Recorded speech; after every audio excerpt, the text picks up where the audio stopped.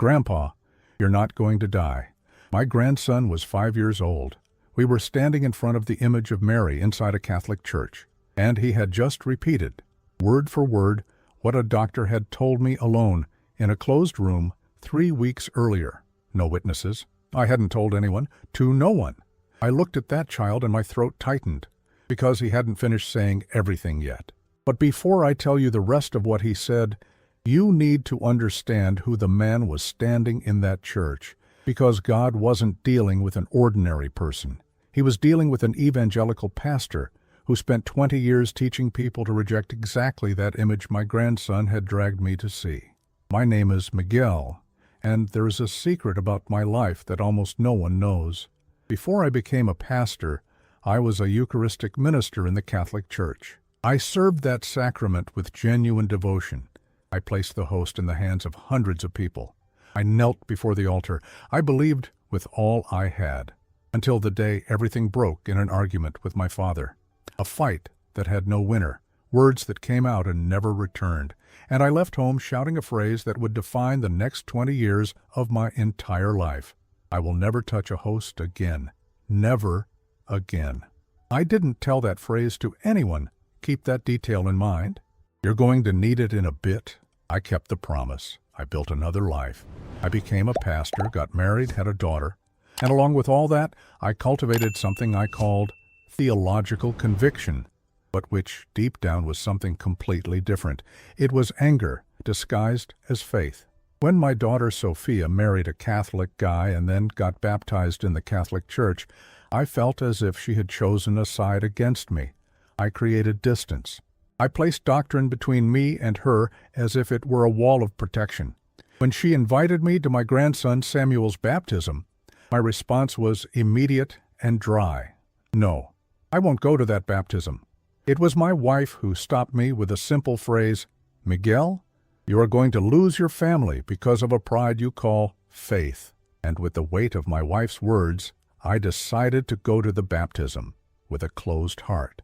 Even though I was reluctant, I went, not out of conviction. I went out of love, or perhaps out of fear of regretting it later. We entered that Catholic church, which brought me bitter memories. I sat near the exit, avoiding looking at the altar.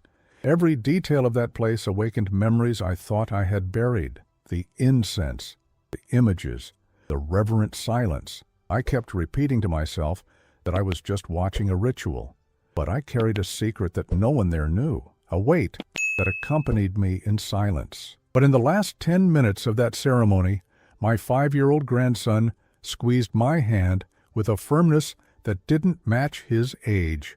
And he led me to that image and said what no living human could know.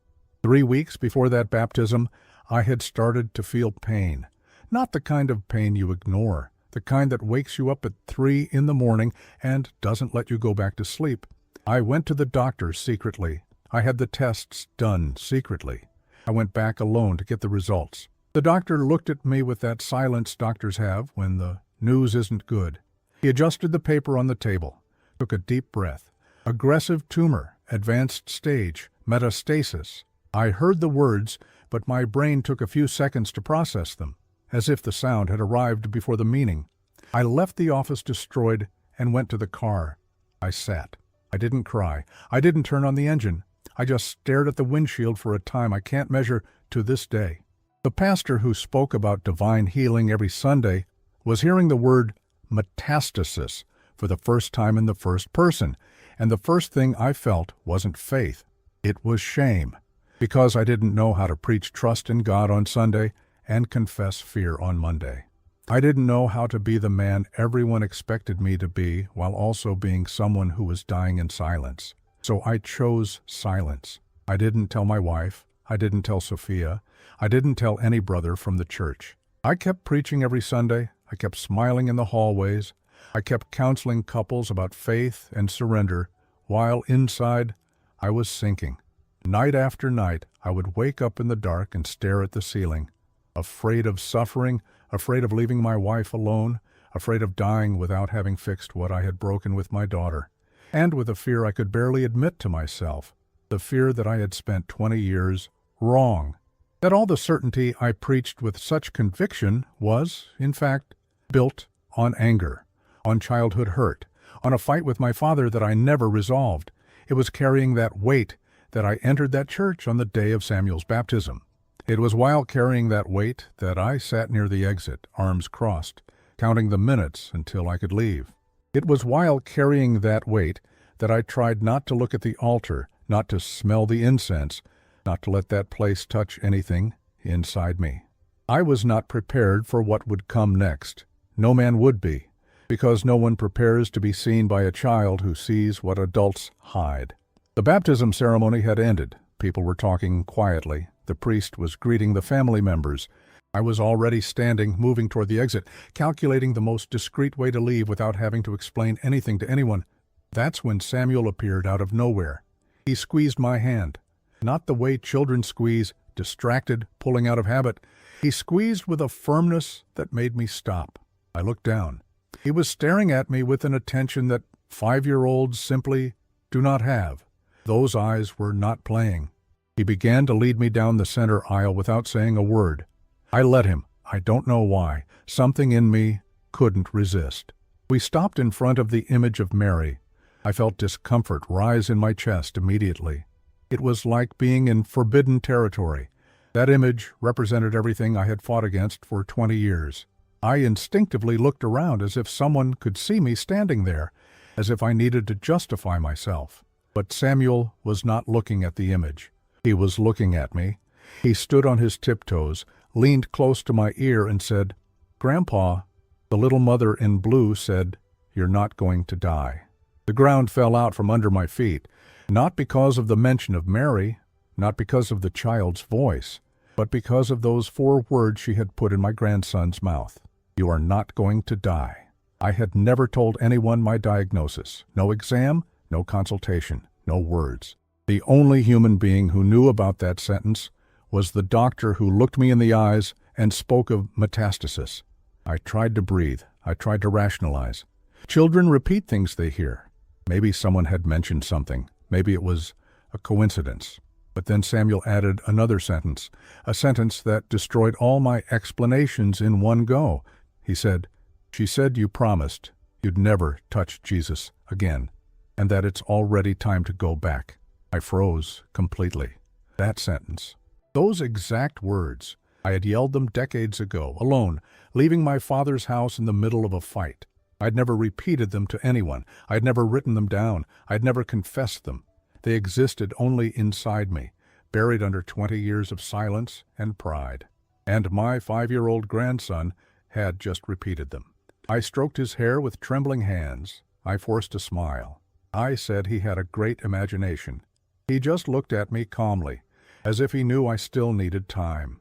Then he ran back to his parents, and I stood there alone in front of that image, unable to move a muscle. I left the church without saying anything to anyone. I hugged my daughter with the usual rigidity. I thanked her for the invitation with the usual coldness. I got in the car and drove away with a composed face, the way I had learned to do over the decades. But inside I was falling apart. That night I couldn't sleep. Samuel's words mixed with the images from the doctor's office, the computer screen with the exams, the silence of the doctor before speaking, the word metastasis hanging in the air of that small office. I was dying, and a 5-year-old child knew it. In the following days, the symptoms worsened. The pain came in waves, sometimes bearable, sometimes sharp enough to make me grip the edge of the sink in the bathroom in the middle of the night, alone, unable to call anyone. I scheduled another appointment. I went alone again. The doctor had a different look this time, more closed, more careful with every word he chose. He talked about chemotherapy. He talked about chances. He didn't use the word terminal, but it was there, hanging in the air between the desk and the chair where I was sitting. I left the hospital aimlessly. I got in the car and started driving without a destination. I needed to think, or I needed to run away. At that moment, the two things seemed like the same thing. At some point, I realized I was stopped in front of a Catholic church. It wasn't a path I knew. It wasn't an area I frequented. To this day, I can't explain how I got there. The door was open. The interior was empty and silent.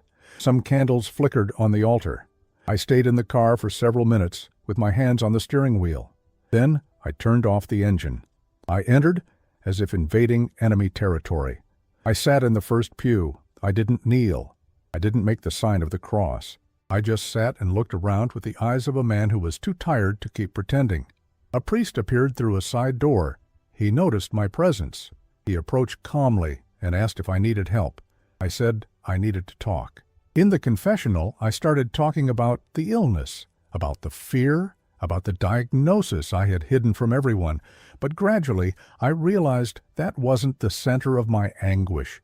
What was really destroying me inside was something else. I confessed the contempt I had cultivated for decades. I confessed the pride I called faith. I confessed the distance I had created between myself and my daughter. I confessed that I had taught people to hate something I once served with genuine devotion. My voice faltered when I said the hardest sentence of my life.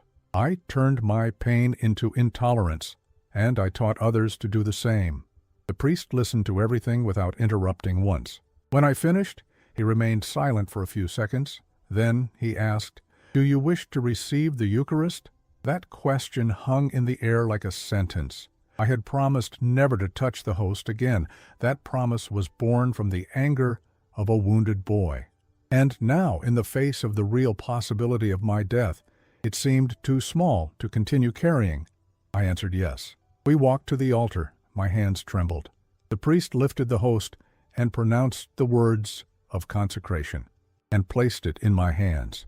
For a moment I almost recoiled, but I brought it to my lips.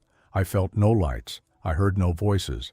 There were no visible or dramatic signs. There was only a profound silence within me, as if something that had resisted for 20 years had finally stopped fighting. I left that church lighter than anything I had felt in decades. The illness was still there, but I was no longer alone within it. That night I gathered my family in the living room and told them everything. The diagnosis, the hidden tests, the nights awake with fear, the Sundays preaching about faith while inside I was sinking in silence. My wife covered her mouth with her hand. Sophia began to cry before I finished. And then I asked for forgiveness, for putting pride above love, for making faith a wall instead of a bridge, for leaving my daughter on the other side for years, calling what was actually cowardice conviction. She crossed the room and hugged me the way a daughter hugs her father when the father finally comes home. We did new tests. We returned to the hospital together this time, my wife holding my hand in the hallway as if she would never let go again. The doctor entered the room, opened the reports, furrowed his brow. He turned the monitor in our direction. There was no tumor, no metastasis, no trace of what had been described weeks earlier as aggressive and advanced. He compared the tests in silence once, twice. Finally, he leaned back in his chair and said, "I have no explanation." I did. Days later, I went to my mother's house. When she opened the door, the years of distance disappeared in a single glance. "Mom, I'm back." She didn't ask anything. She just hugged me. Today, I kneel before the altar with gratitude. Not with shame for the past, with gratitude for the second chance I didn't deserve, but received.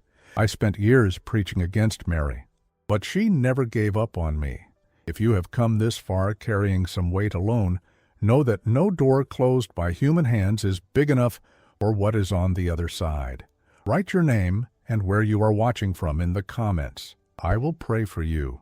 Leave your like, subscribe to the channel, and turn on notifications. Help us become stronger every day. Amen.